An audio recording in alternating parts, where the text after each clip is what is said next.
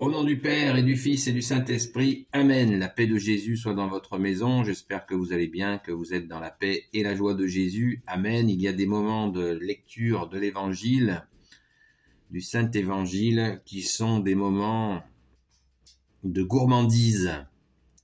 Et celui du récit de la transfiguration, de l'Évangile de la transfiguration est absolument inouï. Inouï. Merci Jésus. Alléluia. Sois béni Jésus dans tes anges et dans tes saints, les trois croix. Alléluia. Merci Jésus. Que ta parole entre dans mon esprit, que ma bouche proclame ta parole et que mon cœur accueille ta parole. Évangile selon saint Marc,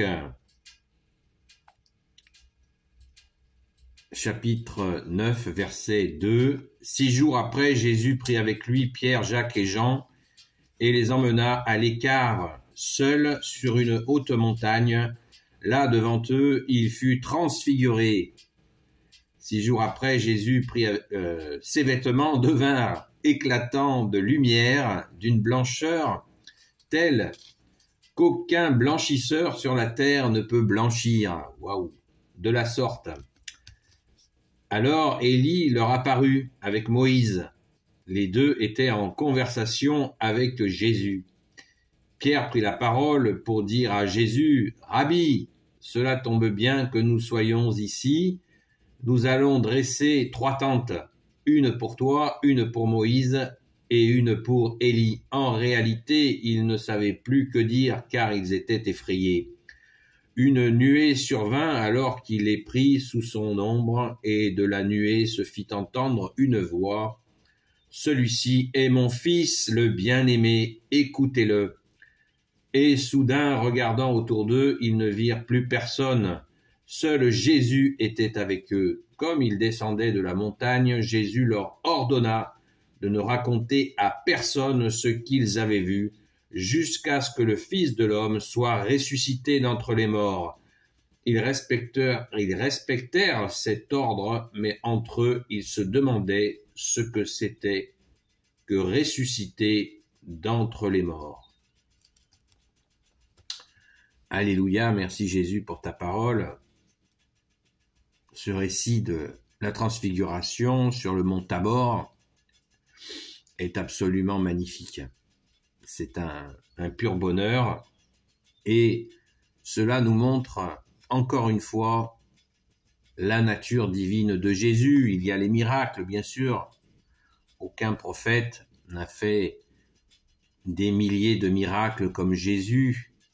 Aucun prophète n'a ressuscité des morts et pourtant, voilà, tous ces miracles sont là. Il y en a qui doutent et là, Jésus, on ne sait pas si c'est pour galvaniser encore ses apôtres, quelle est la raison, mais je pense que ça s'adresse bien sûr à nous tous qui sommes dans tous les siècles, qui lisons le Saint Évangile, la Sainte Bonne Nouvelle. Ça nous informe sur la vraie nature de Jésus. Quand au Saint Baptême, le Père parle et dit « Celui-là est mon Fils et en lui est toute ma confiance », et bien là, c'est exactement au verset 7 ce que le Père intervient de nouveau. Je pense qu'il faut quand même insister là-dessus, quand le Père souligne « Voilà mon Fils, celui-ci est mon Fils, le bien-aimé, écoutez-le. » Waouh! Vous imaginez, coup de tonnerre, le Père intervient, il est intervenu au Saint Baptême, au baptême du Jourdain de Jésus, et là, le Père intervient de nouveau. C'est absolument, il faut insister là-dessus. Quand nous témoignons, le Père a validé, a dit, celui-là est mon Fils, c'est pas un simple prophète. Non, celui-là est mon Fils bien-aimé, celui qui était avec moi dès le commencement, comme nous dit le Credo. Merci Jésus, alléluia, c'est tout puissant. Le Père, l'Éternel est là, il dit, il valide. Pourquoi Moïse, pourquoi Élie? C'est facile à comprendre. Voilà, les prophètes valident le Messie. C'est tout simple. voilà, pour ceux qui doutent encore, Moïse et Élie viennent dire, ben oui, c'est bien le Fils de Dieu, celui-là. Donc, écoutez-le aussi. Alléluia. Et Jésus montre que il ne balaye pas les prophètes, ces prophètes de son Père, il ne les balaye pas d'un revers de manche, bien au contraire. Je ne suis pas venu abolir la loi et les prophètes, nous dit Jésus. Et là, ça y est, c'est cette unité dans la lumière, et ça montre qui est la lumière. Son vêtement est plus blanc qu'aucun blanchisseur, verset 3, qu'aucun blanchisseur sur la terre ne peut blanchir de la sorte. Qu'est-ce que cela veut dire? Comme nous dit le Saint Credo de Nicée, Jésus est la lumière, né de la lumière. Vrai Dieu né du vrai Dieu. Il est là, il est plus blanc que la neige, plus éclatant que la neige, plus éclatant que la lumière du soleil. Waouh, c'est magnifique. Merci Jésus.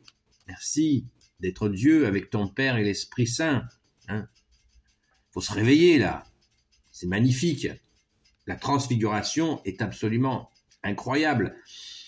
Pierre, Jacques et Jean étaient des frangins, des frères de sang, des frères issus d'une même mère, si vous préférez. Qu'est-ce que ça veut dire? C'est magnifique. Ils étaient très proches de Jésus. Bien sûr, tous les apôtres sont proches de Jésus, mais ceux-là en particulier, bien entendu. Donc, il les a pris avec eux. Et ils sont trois, la Sainte Trinité, pour que l'humanité comprenne. Ils représentent là les hommes, nos trois apôtres, qui sont trois. Ils représentent, à mon avis, peut-être que je délire, mais bon, ils représentent l'humanité, c'est l'accélération pour l'humanité. Le chiffre 3, c'est la Sainte Trinité, c'est aussi l'accélération. C'est vraiment l'humanité qui voit de ses yeux le Fils de Dieu, le seul Messie pour l'éternité, qui est là. Il est là.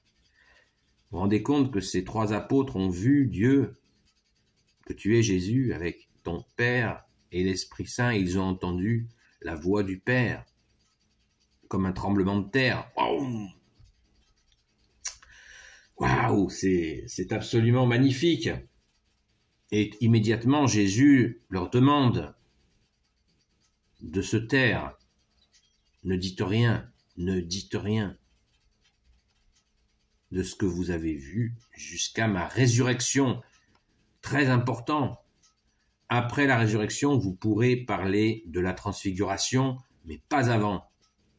C'est inouï. C'est inouï. La responsabilité de ces trois apôtres d'avoir vu, vous imaginez, comme ils ont dû méditer dans leur cœur, ils ont vu Dieu sur terre. Qui a vu Dieu sur terre? Ils l'ont vu, tous les trois. Quand ils l'ont vu, ils sont tombés face contre terre. Ils ont vu la puissance. Non seulement ils ont vu Dieu, que tu es Jésus, avec ton Père et l'Esprit Saint, et ils ont entendu la voix du Père. Qui a eu cette grâce? Qui a eu cette grâce? C'est absolument... il n'y a pas de mots pour dire que cette transfiguration, et puis elle arrive vraiment, elle n'est pas très éloignée de la crucifixion. Merci Jésus de t'être offert pour nous. Elle n'est pas très éloignée. Et là, les voilà blindés. Les voilà blindés de compréhension. C'est absolument... C'est un séisme dans l'histoire de l'humanité. C'est le bouleversement de l'histoire de l'humanité. Dieu vient sur terre. Waouh. Merci Jésus, merci à ton Père très bon, merci à l'Esprit Saint. Alors,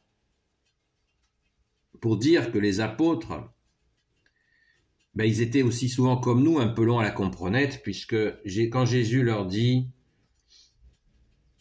Jésus leur ordonna, verset 9, Jésus leur ordonna de ne raconter à personne ce qu'ils avaient vu jusqu'à ce que le Fils de l'homme soit ressuscité d'entre les morts. Ils respectèrent, verset 10, ils respectèrent cet ordre, mais entre eux, ils se demandaient ce que c'était que ressusciter d'entre les morts. En fait, on s'aperçoit comme ça par des petites phrases que les apôtres n'étaient pas convaincus de la résurrection. Ils savaient que Jésus leur avait annoncé qu'il allait souffrir et mourir. Merci Jésus de t'être offert pour nous. Mais ressusciter, ils n'imprimaient pas les mecs. Les saints apôtres, pardon Jésus. Ils n'imprimaient pas. Et ça nous fait penser à notre chère sainte patronne, Sainte Marie-Madeleine, qui elle était là et qui a cru. Elle l'a vu et elle a été annoncée aux saints apôtres. La résurrection dont eux doutaient, ne comprenaient pas, hein, c'est écrit. Ils se demandaient ce que c'était que ressusciter d'entre les morts. Question. Voilà. Vous voyez, tout apôtre qu'ils étaient, ils n'avaient pas encore percuté, ils n'avaient pas encore allumé la puissance de la résurrection. Merci Jésus d'être ressuscité pour nous. Alléluia. Béni soit le Père, le Fils et le Saint-Esprit. Amen. Ô Jésus, toi qui peux tout et qui portes tout, toi le Sauveur, toi l'Emmanuel, je te confie toutes celles et ceux qui regarderont cette vidéo, ainsi que leurs proches, selon ta sainte volonté, ô Jésus. Sainte Marie, Reine des cieux, toi l'Immaculée Conception, toi qui écrases le serpent, toi qui es la lune sous tes pas, toi notre Mère, Notre-Dame. Saint Joseph, toi le juste et le saint, toi le sage, toi la terreur des démons, toi le saint gardien de la Sainte Église catholique apostolique. Sainte Marie-Madeleine, notre chère sainte patronne, apôtre des apôtres, premier témoin de la résurrection, et vous tous les saints et saintes, amis de Jésus, Saint Michel Archange qui est comme Dieu, Saint Gabriel Archange, Saint Raphaël Archange et tes anges guérisseurs, et vous tous les anges qui servez Jésus, je vous confie toutes celles et ceux qui regarderont cette vidéo, ainsi que leurs proches, selon ta sainte volonté, ô Jésus.